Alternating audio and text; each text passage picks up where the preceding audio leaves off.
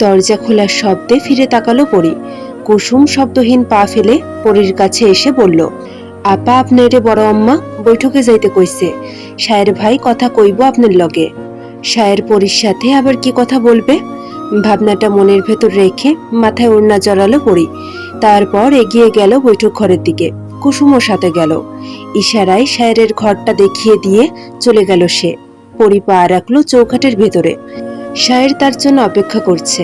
পরীকে আসতে দেখে সে হাত দিয়ে জলচৌকি দেখিয়ে বসতে বলে। তাই করে পরি। মাথা নিচু করে শায়ের সামনে বসে পড়ি। শুনলাম আপনি নাকি নওশাদকে বিয়ে করতে চান। কত কিছু হয়ে গেল এসব নিয়ে, তারপরও এই সিদ্ধান্ত নেওয়ার কারণ কি? পরি জবাব দিল না দেখে শায়ের আবার বলে, আপনার কি মনে হয় এভাবে প্রতিশোধ নেওয়া সম্ভব? আপনাকে যতটা বুদ্ধিমতী মনে করেছিলাম আপনি ততটাই বোকা দেখছি। নওশাদকে বিয়ে করলে আপনি প্রতিশোধ নিতে পারবেন, এটা আপনার ধারণা, কিন্তু এতে আপনার ক্ষতি হবে বেশি। আচ্ছা, বিয়ের পর আপনি কিভাবে প্রতিশোধ নেবেন? ওদের সাথে একা কিভাবে লড়াই করবেন? কালকে তো 7 জনের সাথেই লড়াই করতে পারলেন না। আর ওই বাড়িতে যত লোক আছে তাদের সাথে কি শক্তি দিতে পারবেন? না, কারণ আপনি মেয়ে। একজন দুজনের সাথে পারলেও 100 জনের সাথে পারবেন না। আর আপনার বাবাকে তো চেনেন, দরকার পড়লে আপনাকে খুন করে ফেলবে, তবুও নওশাদের সাথে আপনার বিয়ে দেবেন না। নিজের বিপদ ডেকে আনবেন না। আর মাথা গরম না করে ঠান্ডা মাথায় ভাবুন, তাহলেই বুঝতে পারবেন একা যুদ্ধ জয় করা অনেক কঠিন। আপনি যা ভাবছেন তা আপনার জন্য বিপজ্জনক, তাই ওসব চিন্তা বাদ দিন। তার জন্য আমরা সবাই আছি। আপনি ঘরের দিক সামলান। আমি জানি আপনি শক্ত মনের মানুষ, কিন্তু আপনার মা এবং বোন কিন্তু তা নয়। যা করবেন ভেবে করবেন। আমি আবারও বলছি, এভাবে কখনোই প্রতিশোধ নেওয়া সম্ভব না। মাথা ঠান্ডা রাখুন। শায়েরের বলা প্রতিটি কথাই সত্য, তা মাথা খাটিয়ে ভেবে দেখল পরি। ইস, কি বোকা সে! ভাবতেই ওর নিজেরই লজ্জা করছে। নিজের গ্রামে পরি যাই করুক না কেন, অন্য গ্রামে তা পারবে না। আফতাব নিজেই তো পারল না। মেজাজ আরো খারাপ হলো পরির, তবে তা এই মুহূর্তে প্রকাশ করে না। চুপ করেই বসে আছে সে। পরীকে এখনো চুপ থাকতে দেখে শায়ের বলে, তো এখন কি সিদ্ধান্ত নিলেন? নওশাদকে বিয়ে করবেন? পরি চট জলদি উঠে দাঁড়িয়ে বলে, আমি আসি। প্রশ্নের উত্তরটা দিলে ভালো হয়। আপনাকে বলার প্রয়োজন বোধ করছি না। এক দৌড়ে নিজের কক্ষে চলে এলো পরি। ভাবনা ওর বাড়ছে, কবিরের কাছে তাহলে ও কিভাবে পৌঁছাবে? রূপালীকে করা আঘাতগুলো পরীকে পোড়াচ্ছে খুব। সহ্য হচ্ছে না পরীর। কবিরকে খুন করতে পারলে ভালো হতো। কিছু একটা মনে করে পরি ছুটল নিচতলায়। পথেই মালা ওকে টেনে ধরে কলপারে নিয়ে যায়। কয়েক বালতি ভর্তি পানি, আরেক বালতি ভরার জন্য কল চাপছে কুসুম। মালা পরীকে বসিয়ে মাথায় পানি ঢালতে লাগলো।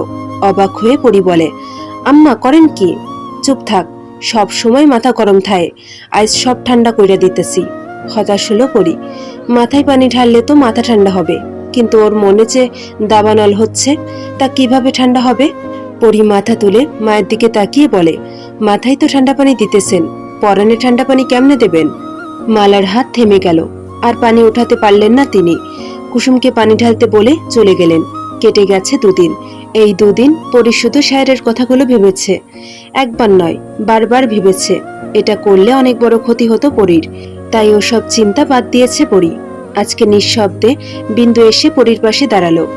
বিন্দুর অস্তিত্ব পেয়ে পরি ফিরে তাকালো। প্রিয় সখীর মুখটা দেখে খুশি হতে পারল না পরি, কেননা আজকে যে সে মুখ ভার করে রেখেছে। বিন্দুর বিরস চিত্ত বদনের দিকে তাকিয়ে পরি জিজ্ঞেস করে, কি হয়েছে বিন্দু, মুখটা শুকনো কেন? প্রশ্নের জবাবে কেঁদে দিল বিন্দু। মুক্তর ন্যায় অস্ত্রগুলো হানা দিল শ্যামা কপলে। পরি চিন্তিত হলো বিন্দুর চোখে পানি দেখে। যে গজদতনির ঠোঁট সর্বদা হাসি থাকে, আজ সে ঠোঁট কান্নায় ভাঙছে। কি হয়েছে বিন্দু, বল আমাকে। পরি, আমি মনে হয় মাঝিরে পামু না রে। বলেই বিন্দুর কান্নার বেগ বাড়ল। পরি ওর চোখের জল মুছে দিয়ে বলে, আগে আমাকে সব বল, না হলে বুঝবো কিভাবে? ওই দিন মাঝি আমারে কাপড় দিছে, সিঁদুরের কৌটা দিছে। এই কথা কেডা জানি আমার মারে কইয়া দিছে। মা আমারে অনেক মারছে পরি। আমার লাল কাপড়টা পুরাইয়া দিছে। এখন সিঁদুরের কৌটা কোথায় তা জিগাইতাছে। আমি কি করবো পরি? বলে দে, তুই সম্পান মাঝিকে ভালোবাসিস, বিয়ে করতে চাস, আর সম্পান মাঝিও এখন তোকে বিয়ে করতে পারবে। কইছি পরি, কিন্তু মা বিয়া দেবে না মাঝির লগে। মাঝির নাকি বাপের পরিচয় নাই, হ্যার মায়েও নাকি জানে না ওর বাপ কেডা। বিন্দুর কথায় বিস্মিত হলো পরি। সম্পান যে পিত্তহারা তা জানে পড়ি। গর্ভবতী অবস্থায় নিজের ভাইয়ের বাড়িতে উঠেছিল সম্পানের মা। নিজের বোন বলে সেদিন সম্পানের মামা তাকে থাকার জায়গা দিয়েছিল। বাড়ির এক কোণে ছোট্ট একটা ঘর তুলেছিল সম্পানের মা রাখি। সেখানেই জন্ম সম্পানের। গ্রামের অনেক লোক কথা শুনিয়েছিল রাখিকে, কেননা নিজের ভালোবাসার মানুষের হাত ধরে পালিয়ে গিয়েছিল রাখি। বছর খানেক বাদেই ফিরে আসে সে, কিন্তু ওর স্বামীর খবর কেউ জানে না। রাখির ভাষ্য মতে ওর স্বামী ওকে রেখে শহরে কাজে গেছে 3 মাস আগে, আর আসেনি। রাখি আর থাকতে না পেরে চলেই আসে। তবে রাখির বিশ্বাস তার স্বামী একদিন ফিরে আসবেই। সেজন্য আজও অপেক্ষা করছে রাখি। সবার কটু কথা সহ্য করে ছেলেকে নিয়ে পড়ে আছে এখানে। গ্রামের সবাই সন্দেহ করে রাখিকে। অবৈধ সন্তান হিসেবে জানে সম্পানকে। সম্পানকেও কম কথা শুনতে হয় না, কিন্তু মায়ের অতীত সম্পর্কে অবগত সে। রাখি সবই বলেছে ছেলেকে। এও বলেছে সম্পানের বাবা এখনো বেঁচে আছে, সেজন্য রাখি আজও শাঁখা সিঁদুর পরে। ঠিক এই কারণেই যন্ত্রণা নাকচ করেছে সম্পানকে। মেয়ের মুখে সম্পানের কথা শুনতেই বিস্ফোরিত হয়ে নিজের মেয়েকে কয়েক ঘা বসিয়ে দেয়। বিন্দুকে সম্পানের সাথে বিয়ে দিলে লোকে কি বলবে? চুনকালি পড়বে মুখে। চন্দনা তা হতে দেবে না। দরকার পড়লে মেয়েকে হাত পা ভেঙে ঘরে বসিয়ে রাখবে, তবুও সম্পানের হাতে বিন্দুকে তুলে দেবে না।